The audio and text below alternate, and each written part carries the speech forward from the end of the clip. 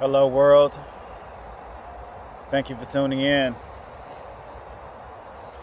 It's early in the morning and I'm in a park, and it's a really cloudy day,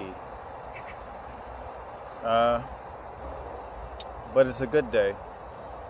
I take my cloudy days just like I take my sunny days. I appreciate them both. They're both beautiful to me.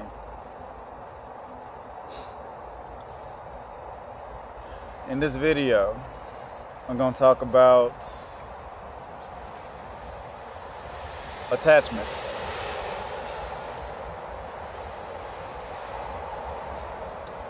What's an attachment? An attachment is a person, a thing, an idea that we really connect to and we don't let go. It becomes a part of us. But are these things really a part of us? Do they really belong to us? The answer is probably no. Like, we get attached to people in a relationship. We get attached to our parents. We get attached to our lover in our romantic relationships. We get attached to our friends. But, we can attach, they can attach to us, but we don't belong to them, they don't belong to us. They're basically just a gift to us, and we are a gift to them. So I guess it's just to be cherished when you have it, but know that you don't have it.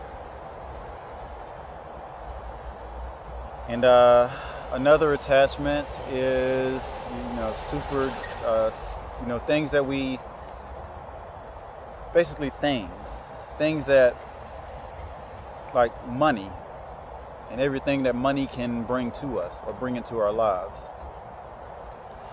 This is another attachment, and it's a tricky one.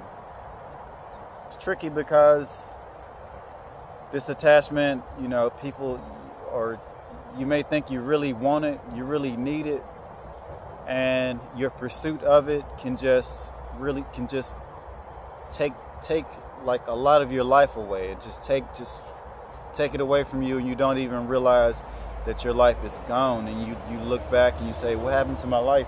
And you realize you spent it chasing or trying to get these material things. There's a time and place for everything, but sometimes these material things just throw us off track, and we miss the real meaning, or we miss the real benefits that this life has in store for us and can bring us. And another attachment is, I guess, beliefs. Beliefs are attachments. And when I say beliefs, I'm talking about like religion and culture. These are things that we really attach to, I guess, for a variety of reasons. And I guess a lot of the reasons are positive. A lot of the reasons are good. If you have a culture, you know what to do. You know how to act around a certain group of people. You know what works best for the group. And in religion, it gives you, I guess, a moral compass. But a lot of these things are, common sense. We know right from wrong, and we know how to deal with people properly. And just focusing on these things can just make us really get stuck in our ways, and we stop learning, we stop growing, and it becomes detrimental to us eventually, you know, even though it's helpful. So, and this is another, I guess, example of an attachment. And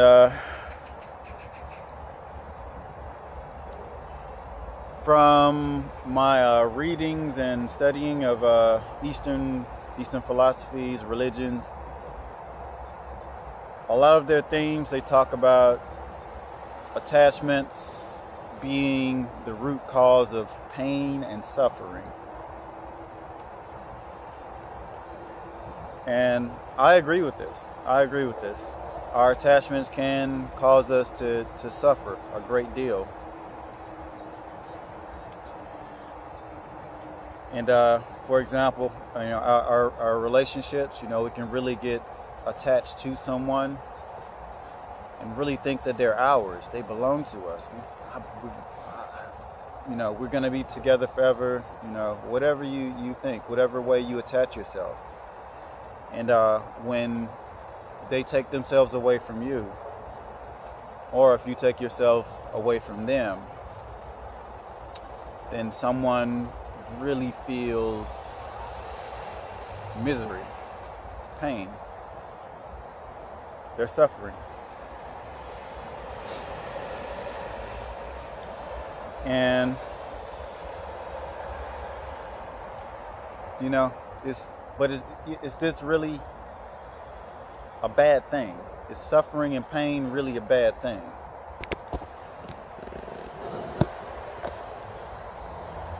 I think it's not a bad thing. I think it's a good thing. I think it's necessary. I think we need this. We need it for a variety of reasons. Because, you know, you can't have one without the other. They actually power one another. You know, you can't have, if you feel good all the time, then, you know, the suffering, you have to have pain, you have to have suffering with the good feelings. If you have the good good feelings all the time, then you don't appreciate, if you have the suffering all the time, you don't appreciate the good feelings. The good feelings don't really exist. You have to have both of them in order for them to exist. You have to have one end. You have to have the positive to have the negative. You have to have the love to have the hate. They both work together. We need both of these. And I'll give you an example of how they both work together and they both are necessary in order to exist with one another. Love. Let's talk about love. Love is a very, very strong emotion. It's a very strong feeling. And people say it's, you know, the best feeling in the world. And if you're in a romantic relationship, you know, you may be really, really in love with your significant other. And, you know, you think, you know, nothing can take that away.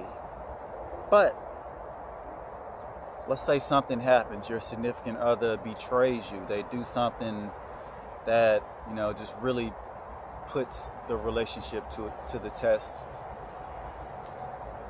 Then that love can, just like that, turn into hate. How can that be? How can that be? How can, if the love was true, if the love was real, how did it just change so quickly into the opposite extreme? It's because they need each other. They are each other. They're the same coin. They're two things on the same coin. So they're one and the same. They are a part of one another. So I say all of that to say this. Suffering is a good thing, and we should embrace suffering. We should embrace the bad just like we embrace the good. And when I say embrace, I mean, you know, don't just like, you know, run away or let these negative feelings control you. I mean, just feel it, be it, do it. You know, take the power back from these negative feelings by giving these negative feelings a hug, embracing these negative feelings. And when I say embrace, I mean, like, for example, if you're sad, just be sad, you know, be in your sadness, feel your sadness, you know, listen to your sad song and feel the sadness in your body, sing the sad song and let out the sadness, you know, talk about your sadness and really, you know, dwell in it and you know, and feel it. If you're crying, you know, just let that shit out, you know, just, you know, be it, feel it, it's okay. You'll feel so much better afterwards. I'm not saying, you know, dwell on something that, you know, as I mentioned before, it doesn't belong to you anyway. You know, there's no point in dwelling on it. But there's power in embracing the negatives or the things that are very unpleasant to us, or the suffering. Embrace these things. When you embrace these things, you'll have even more power in your positive emotion, your positive feeling, the positive aspect of whatever situation that you're dealing with. So, by embracing the negative, just like you embrace the positive,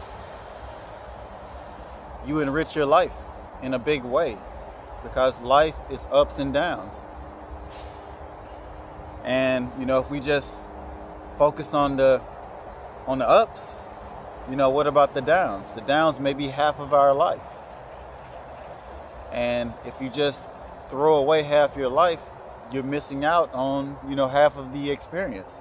This fucking experience is amazing, you know, just, you know, we should, you know, feel all of it equally and enjoy all of it equally. And that's my message.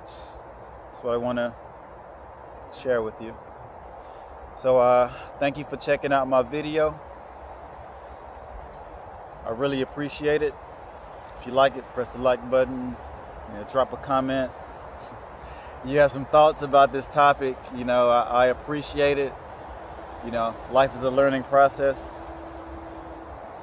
And you all have a wonderful day, night, evening, you know, whatever time it is in your neck of the woods, your part of the world. And I'll see you in the future. Have a wonderful rest of your time. I'm gone.